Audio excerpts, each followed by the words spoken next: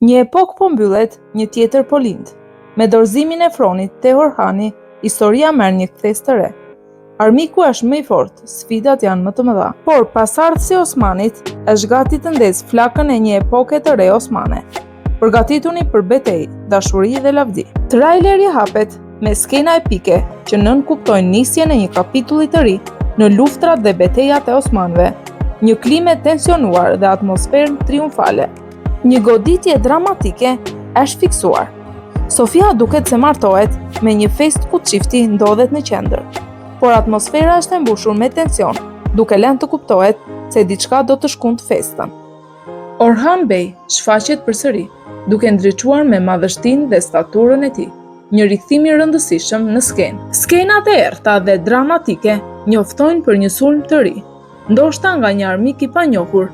Osman Bey përballet përsëri me komplotet dhe fushatat armiqësore. Në këto skena të reja, ka pamje ku organizohen përgatitje me makineri të rëndësishme, buroja dhe armë. Tregon se një betejë madhështore është drejt planifikimit. Prezantohen fytyra të reja në tribun, alehat që ndihmojnë Osman Bey'n në këtë fazë të re të historisë.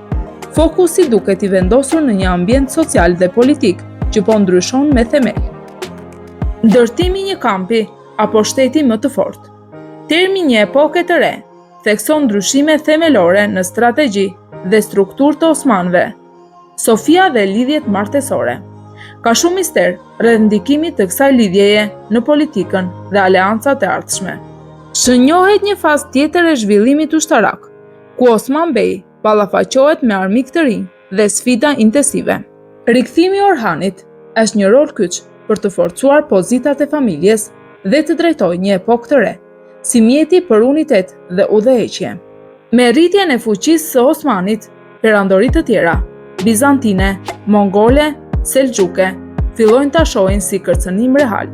Skenat tregojnë se betejat tashme nuk janë vetëm lokale, por me pasoja rajonale.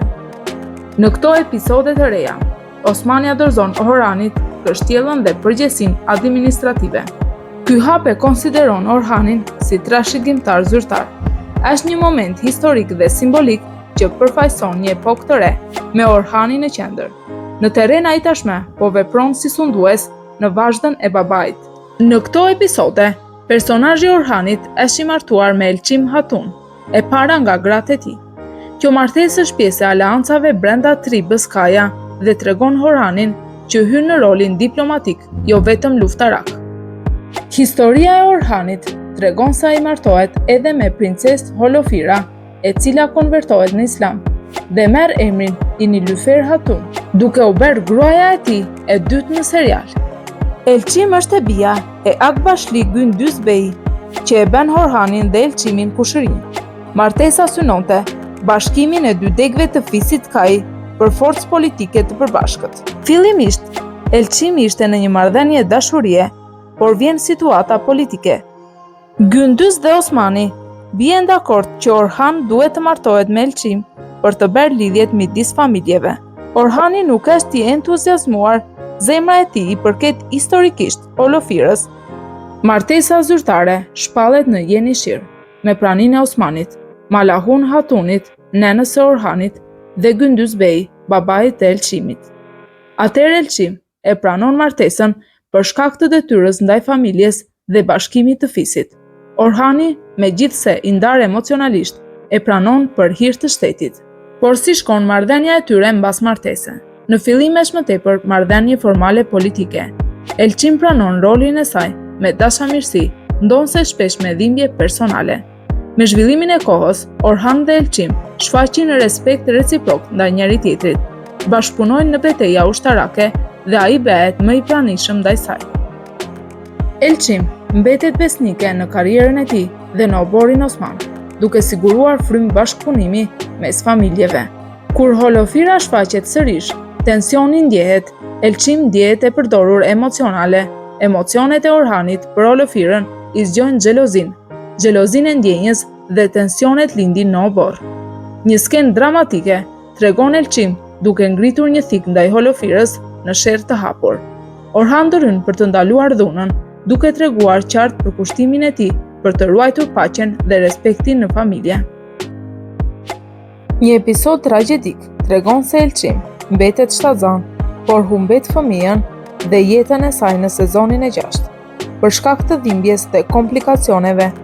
Tradicionalisht, ky episod përdoret për të intensifikuar emocionet e Orhanit dhe për të bindur atë drejt martesës së dytë me Holofirën. Por kush është Holofira? Ajo është një princesh bizantine e arratisur për të shpëtuar nga martesa e organizuar dhe u bë pjesë e jetës së Orhanit që në fëmijëri, duke lindur një ndjenjë të veçantë mes tyre. Si nisi dashuria? Orhan dhe Holofira takohen që kur ajo është vajzë e re, duke shpëtuar nga betejat dhe duke formuar një lidhje të sinqertë. Emocioni bashkëton me pengesat e politikës dhe normave fetare të kohës. Holofira ishte jo muslimane, gjë që përbente një pengesë për martesë zyrtare.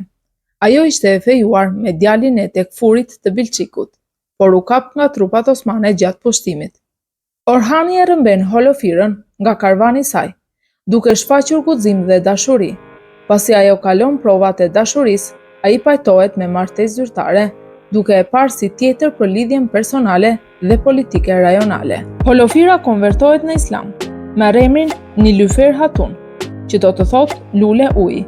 Në serial, një skenë simbolike tregon momentin kur ajo e pranon Islamin në një ëndër ose nëpërmjet një udhëzimi shpirtëror. Por cili ishte roli i saj në historinë osmane?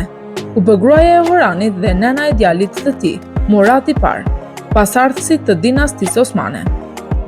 Si Valide Hatun e parë në histori, ajo konsiderohet si figurë e parë e nënës së sultanit që përfaqëson pushtetin politik. Ajo ka ndikim në menaxhimin e qyteteve, si Bursa dhe imaret e saj janë pjesë e trashëgimisë së hershme osmane.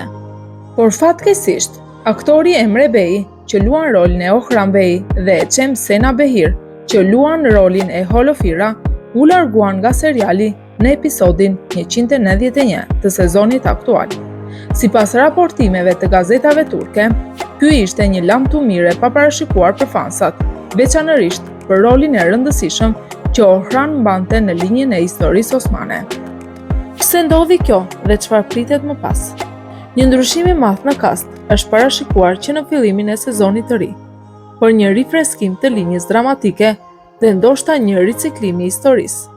Është raportuar në video dhe postime, si në Instagram, ashtu edhe në TikTok, se çifti Orhan dhe Holofira janë larguar zyrtarisht nga episodi 191, duke hapur vend për personazhe të rinj dhe drejtim të ndryshëm të serialit.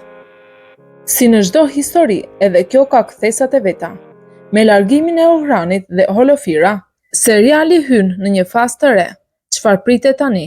Kush do të mbush boshllakun që ata lan pas? Abonohu dhe qëndro me ne për më shumë analiza, për mbledhje dhe lajme ekskluzive nga seriali që po bëhet legjendë.